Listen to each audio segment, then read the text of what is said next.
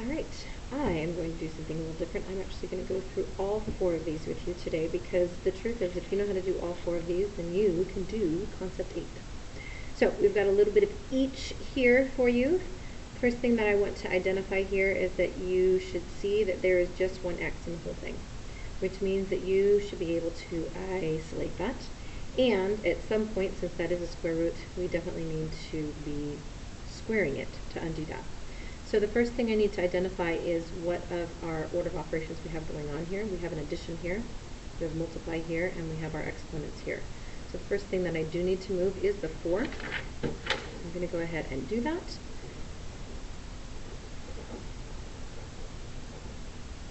And when I move it over here, I end up getting -8. The next thing I want to do is undo my multiplication. Those cancel, leaving me with just this little dude here. And this is equal to 4. The next thing I want to do is to undo my square rooting. So I'm going to do it like so. And then it's just a pretty easy problem to solve. So we get 6 as our answer on that one. But again, the first thing to do is recognize that I do want to isolate that. Let's go ahead and go out of order because I want you to see that 13 is so similar to that. 13, again, we have this guy here, but instead of square rooting, I have a square. Still want to, first of all, divide everything by 12 to isolate my x. I'm going to square root. Now, square rooting things, you need to remember that you have to get a plus minus. So important that you remember that little step there. Why is that true? If you have x squared is equal to 4, if I plug it in a -2 squared or a +2 squared, either way, I end up getting 4. So we do have 2 possible answers there. So I set this up, x plus 5 is equal to 2, and x plus 5 is also equal to -2. So x is equal to -3, and x is equal to -7. So I have -3 and -7 as my answers. We now move on to the other 2 types here. In both of these situations, I have both an x and an x squared. And so I either am going to be doing factoring, or completing the square, or quadratic formula. So I always do want to check factoring first. In order to check factoring, I do need to move this guy over to the other side and then check it out. So I have -11 and then -10. Well, -11 and 1 totally give me that correct answer.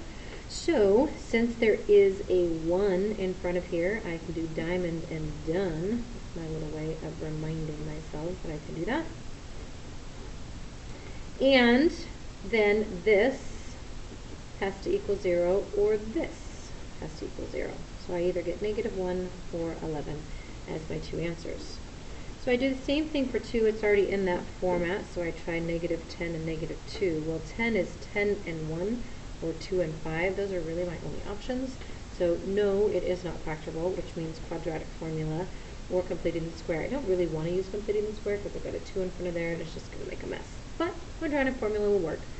So I have -b plus or minus the square b squared minus 4ac all over 2a.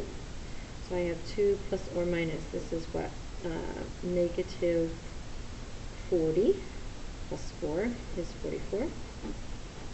So this splits up as √4 and √11. Why do I want that? That's a perfect square, which means I can rewrite it as 2√11. Now, as long as something goes into all 3 of these, life is good. 2 goes into all 3 of them. So I'm going to get this. Now, I could also separate them as 1/2 plus or minus √11 over 2. Either one is totally fine. So there you go.